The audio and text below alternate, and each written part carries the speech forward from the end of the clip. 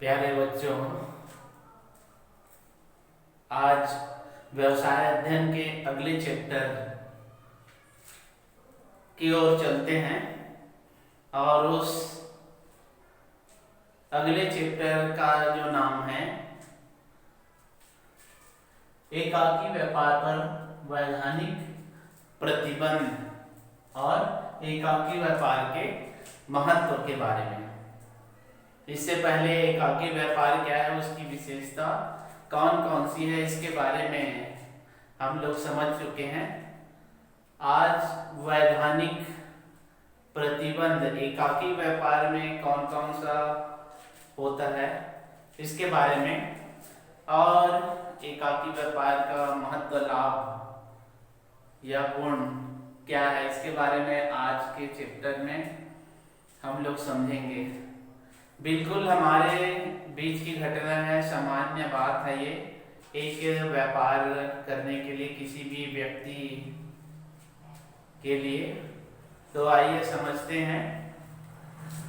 सबसे पहला जो चैप्टर शुरू करते हैं, एकाकी व्यापार पर वैधानिक प्रतिबंध। एक अकेला व्यापार करता है फिर भी उस पर वैधानिक प्रतिबंध क्या क्या होना चाहिए, कौन कौन से प्रतिबंध उस पर लगाया गया है, इसके बारे में। तो पहला यहाँ पर आप लोग को दिखाई दे रहा है, अनुबंध करने की क्षमता।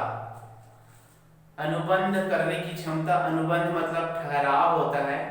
कोई भी व्यापार करना होता है तो एक अनुबंध या ठहराव, उसके आधार पर व्यापार किया जा सकता है, जो वैधानिक होना चाहिए, कानूनन होना चाहिए और कानून के आधार पर वो व्यापार होना चाहिए। तो अनुबंध करने की क्षमता, एकाकी व्यापार में जब व्यापार शुरू किया जाता है तो इसमें एक वयस्क 18 वर्ष से अधिक आयु का होना चाहिए और जो इस व्यवसाय को शुरू कर रहा है या इस व्यापार को जो शुरू कर रहा है वो दिवालिया घोषित न किया गया हो या कानूनन किसी भी प्रकार से वो अपराधी ना हो, पागल ना हो, स्वस्थ मस्तिष्क वाला होना चाहिए, वो एकाकी व्यापार का अनुबंध कर सकता है, एकाकी व्यापार का अनुबंध करने की क्षमता रखता है। यदि पागल है, दिवालिया है या कानून से उसको प्रतिबंधित किया गया है तो ऐसे जो व्यक्ति एकाकी व्यापार नहीं कर सकता। दूसरा जो है वैधानिक व्यापार। एकाकी व्यापार एक व्यक्ति के द्वारा किया गया व्यापार है, लेकिन इस व्यापार में वैधानिक होना चाहिए। वैधानिक मतलब कोई भी स्मगलिंग का काम, जैसे कि चरस है, गांजा है, अफीम है, ब्राउन शुगर है, ये सब अवैधानिक व्यापार माना जाता है। चोरी छिपे इनका लेन देन होता है। तो इस प्रकार से व्यापार होना चाहिए जो वैधानिक हो। वैधानिक व्यापार या वस्तु का व्यापार होना चाहिए, जैसे कि चावल वगैरह है, गेहूं वगैरह है, चाय पत्ती, ऐसे बहुत सारे वस्तुओं का व्यापार और उसमें जो भी राजस्व, जो भी टैक्स लगाया जाता है उसका भी वहन होना चाहिए। तो इस प्रकार से वैधानिक व्यापार होना चाहिए। तीसरा जो है अनुज्ञा पत्र की प्राप्ति। अनुज्ञा पत्र या लाइसेंस, जो भी व्यापार वो कर रहा है वो व्यक्ति, उसके लिए लाइसेंस, अनुज्ञा पत्र उसके पास में होना चाहिए।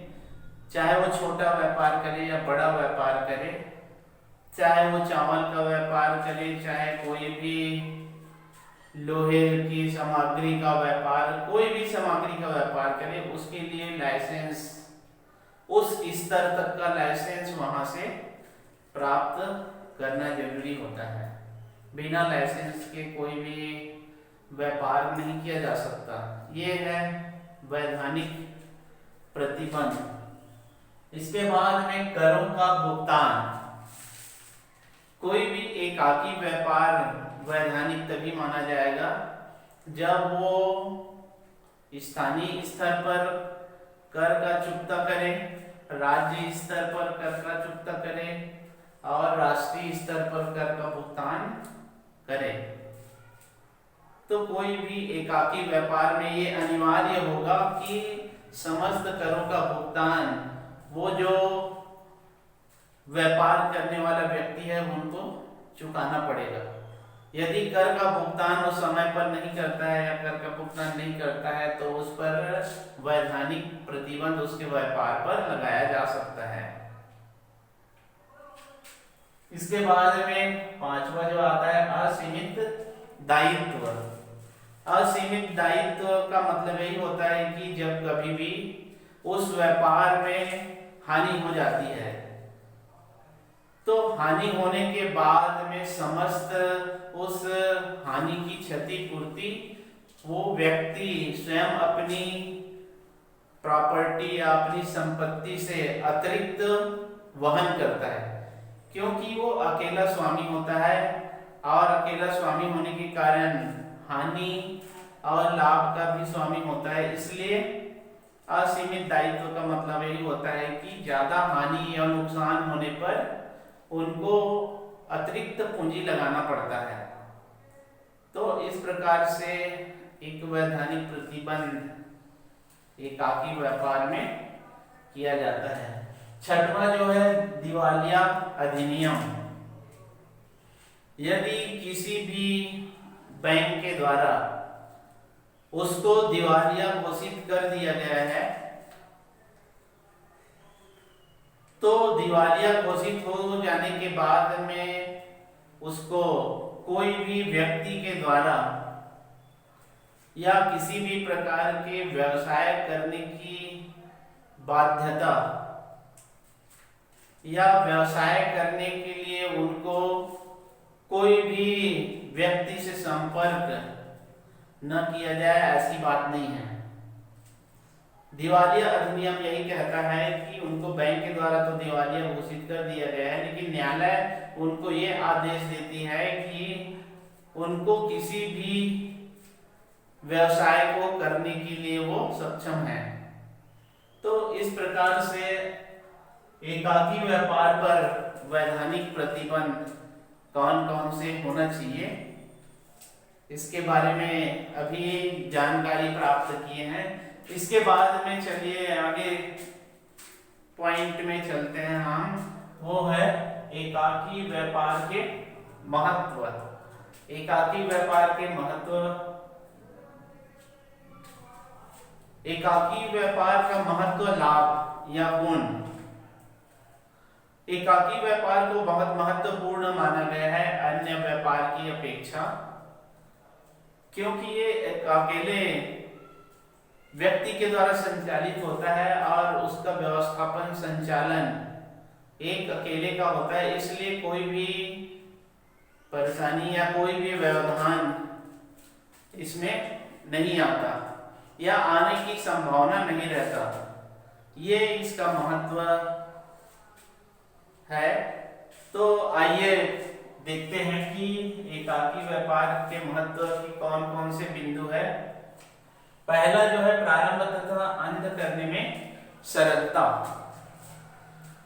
प्रारंभ, एकाकी व्यापार को प्रारंभ करने में ज्यादा दस्तावेज, ज्यादा उसमें फॉर्मेलिटी वगैरह या समूह की आवश्यकता नहीं पड़ती।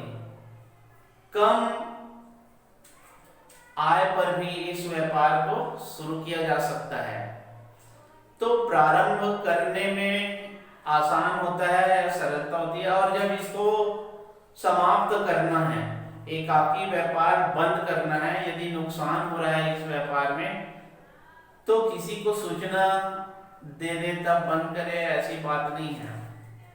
एकाकी व्यापार को बंद करने में या अंत करने में या समापन करने, समाप्त करने में भी कोई ज्यादा दस्तावेज, फॉर्मेलिटीज की जरूरत नहीं पड़ती है। ये लाभ है इसमें। इसके बाद में दूसरा जो है शीघ्र निर्णय। एकाकी व्यापार जो होता है शीघ्र निर्णय लेने का, क्योंकि इसमें कोई भी अगला पक्ष और इसमें रहता नहीं है, और अगला पक्ष नहीं होने के कारण एक अकेला निर्णय लेता है। ये किसी की इंतजार करने की जरूरत नहीं या किसी को पूछने की जरूरत इसमें नहीं पड़ता, स्वयं निर्णय लेता है। और स्वयं निर्णय लेने के कारण इसमें कोई भी निर्णय लेने में देरी नहीं होती, और अपने व्यापारिक जो स्तर है या व्यापारिक गति को आगे बढ़ाने के लिए ये ज्यादा लाभ प्राप्त कर लेता है। अचानक कोई भी निर्णय जब सामने में आता है तो उस निर्णय को ले लेता है और अपने व्यापार को आगे बढ़ा सकता है। तो इससे कोई भी व्यापारिक अवसर है या व्यापारिक शुभ अवसरों का लाभ आसानी से प्राप्त कर सकता है एकाकी व्यापार के अंतर्गत। ये लाभ है इसमें। इसके बाद तीसरा जो है पूर्ण नियंत्रण। पूर्ण नियंत्रण के अंतर्गत एकाकी व्यापार के अंतर्गत एक जो व्यापारी होता है या एक व्यापार करने वाला होता है, वो अपने कुशलता, दक्षता, इसके आधार पर अपने व्यापार में ज्यादा से ज्यादा लाभ कमाने के लिए पूर्ण नियंत्रण, किस प्रकार से उस व्यापार को आगे बढ़ाया जाए, कितना लाभ कमाया जाए, इस उद्देश्य से अपनी दक्षता, कुशलता, अनुभव, ये सारी बातों को ध्यान में रखकर और एक संयम बनाकर उस व्यापार को संचालित करता है। तो व्यापार पर इसका पूर्ण नियंत्रण रहता है। एक अकेला व्यक्ति कार्य करता है, एक अकेला व्यक्ति व्यापार करता है, तो उसमें एक अकेले का ही नियंत्रण रहता है। किसी अगले पक्ष का या अगले किसी भी व्यक्ति का इसमें दबाव नहीं होता, हस्तक्षेप नहीं होता है। चौथा है लाभ पर एकाधिकार। लाभ पर एकाधिकार, एकाकी व्यापार में जो भी लाभ होता है वो एक अकेले व्यक्ति का होता है, और एक अकेले व्यक्ति यही चाहता है कि ज्यादा से ज्यादा मुझे लाभ प्राप्त हो, और ज्यादा से ज्यादा लाभ प्राप्त करने के लिए एकाकी व्यापार के अंतर्गत अपने बुद्धिमत्ता, अपने चतुराई, अपने दक्षता, अपने धैर्य, ये सारी बातों का वो ध्यान देता है। और जब कभी भी लाभ होता है तो उस लाभ का अकेला अधिकारी होता है, एकाधिकार रहता है उस पर। एकाकी व्यापार में जितना भी उसके उद्योग में या व्यापार में लाभ होगा तो वो एक अकेले का होता है, इसलिए वो अपनी दक्षता और चतुराई का पूरा फायदा उठाता है। तो इस प्रकार से लाभ पर एकाधिकार ये बहुत महत्वपूर्ण है। पांचवा जो है गोपनीयता। गोपनीयता भी एकाकी व्यापार के लिए बहुत महत्वपूर्ण है। कोई भी एकाकी व्यापार के अंतर्गत अपने ज्ञान या अपने जो व्यापार को किस प्रकार संचालित करना है और किस प्रकार से उनका लाभ प्राप्त हो रहा है, इसको दूसरे व्यक्ति या दूसरे व्यापारी को नहीं बताना चाहिए या नहीं बताता, जिससे वो अकेला लाभ प्राप्त करता है, अकेला वो अपने व्यापार को आगे बढ़ाता है अपनी कुशलता और दक्षता से। तो इसमें गोपनीयता बनी रहती है। अपने व्यापार को आगे बढ़ाने के लिए कोई भी जो गुप्त बात है या व्यवसाय से संबंधित गुप्त ऐसे कई प्रकार के नियम, उसको अन्य व्यक्तियों को नहीं बताता। ये इस गोपनीयता के आधार पर अपने व्यवसाय को आगे बढ़ाने में ज्यादा कामयाबी प्राप्त कर लेता है। तो इस प्रकार से गोपनीयता भी एकाकी व्यापार का एक महत्वपूर्ण तत्व, महत्वपूर्ण अंग माना जाता है। छठवां जो है मितव्ययता। एकाकी व्यापार के अंतर्गत समस्त राशि और उसमें लगने वाला जो पूंजी है उसको एक अकेला व्यक्ति ही लागत लगाता है। इसलिए वो हमेशा चाहता है कि उस पूंजी का उचित मात्रा में उसका उपयोग हो, उस वस्तु का या उस उत्पादन का समुचित मात्रा में उसका उपयोग होना चाहिए, जिससे ज्यादा जो लागत, ज्यादा जो खर्च हो रहा है उससे बचत किया जा सके। मितव्ययता मतलब फिजूल खर्ची है। फिजूल खर्च को रोकना। एक अकेला उसमें लागत लगाता है और वो खर्च अधिक करे तो फिर लागत अधिक आएगा और उसको लाभ कम होगा। तो व्यवसाय का मतलब या व्यापार का एक मूल मंत्र है कि